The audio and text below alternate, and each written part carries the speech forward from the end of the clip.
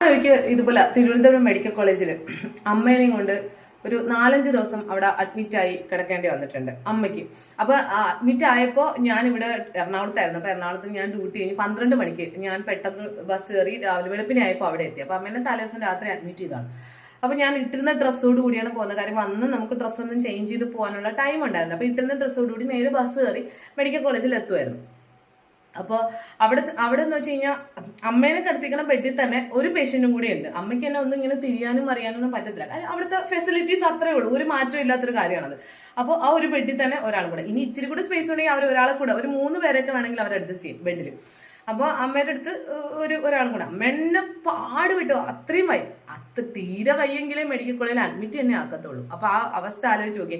അവിടെ ഞാൻ ആ ഡ്രസ്സോട് കൂടിയിട്ടാണ് നിൽക്കുന്നത്. അപ്പൊ അവിടുത്തെ ബാത്റൂമിന്റെ ടോയ്ലറ്റിന്റെ അവസ്ഥ എന്ന് വെച്ച് കഴിഞ്ഞാൽ ഒരു 4 എണ്ണം ഉണ്ടാവും, അതിലാകെ വർക്കിംഗ് 2 എണ്ണേ ഉണ്ടാവുള്ളൂ, ബാക്കി 3 കംപ്ലൈന്റ് ആണെന്ന് പറഞ്ഞിട്ടുണ്ട്. അപ്പൊ ഈ വർക്കിംഗ് ആയിട്ടുള്ളതിൽ കയറി നമുക്ക് അധികം നേരം ഇരിക്കാൻ പറ്റില്ല. ഒരു 2 സെക്കൻഡ് ഒക്കെ ആകുമ്പോഴത്തേക്ക് കൊട്ടും ആൾക്കാർ. കാര്യം ഈ മൊത്തം വാർഡിന്റെയും ബാത്റൂം ടോയ്ലറ്റ് ആണത്. അപ്പൊ അതുകൊണ്ട് തന്നെ ആ ഒരു ബുദ്ധിമുട്ടുണ്ട്. ഈ ഡ്രസ്സ് ആള് മാറി നിൽക്കാനുള്ള ഒരു സാഹചര്യത്തിൽ ആളുണ്ടായിരുന്നില്ല. അപ്പൊ ഞാൻ മാത്രമേ അമ്മയുടെ അടുത്ത് നിൽക്കാനുണ്ടായിരുന്നു. അപ്പൊ ഞാൻ ഇതുപോലെ പുറത്ത് പോയിട്ട് ഒരു ഹോട്ടലിൽ ഭക്ഷണം കഴിക്കാൻ കയറിയൊരു ഹോട്ടലിലെ സൈഡിലുള്ള ബാത്റൂമിൽ പോയിട്ടാണ് ഞാനൊന്ന് ഫ്രഷ് ആയിട്ട് ഈ ഡ്രസ്സ് മാറിയത്. കാര്യം 3 ദിവസം വരെ ഒരേ ഡ്രസ്സിൽ തന്നെ നിൽക്കേണ്ടി വന്ന ഒരു ഗതികേട് ഉണ്ടായിട്ടുണ്ട്. കാര്യം അത്രയ്ക്ക് ബുദ്ധിമുട്ട്. മെഡിക്കൽ കോളേജിൽ മാറാൻ പറ്റില്ല, നമുക്കൊന്നും ചെയ്യാൻ പറ്റില്ല. അവിടെ അത്രയ്ക്ക് വൃത്തിയില്ലാത്തൊരു സാഹചര്യമാണ്. അത് കഴിഞ്ഞിട്ട് ഞാൻ ഓടി തിരിച്ചു വരുമ്പോഴത്തേക്കും അമ്മയ്ക്ക് ബാത്റൂമിൽ പോകണം. അപ്പൊ വീൽ ചെയറിലേക്ക് കൊണ്ടുപോകാൻ പറ്റുള്ളൂ. വീൽ ചെയർ നോക്കുമ്പോൾ കാണില്ല. വീൽ ചെയറിന് ഭയങ്കര ദാരിദ്ര്യം, ഒന്നുമില്ല. ഏതോ വാർഡിലൊക്കെ പോയിട്ട് എവിടേക്കോ പോയിട്ട് സൈഡിലിട്ടിരുന്ന ഒരു വീൽ ചെയർ ഞാൻ എടുക്കാൻ നേരത്തെ അവിടുത്തെ സിസ്റ്റർ പറഞ്ഞു ഇതേപോലെ തിരിച്ചിവിടെ കൊണ്ടുവരണമെന്ന് പറഞ്ഞു.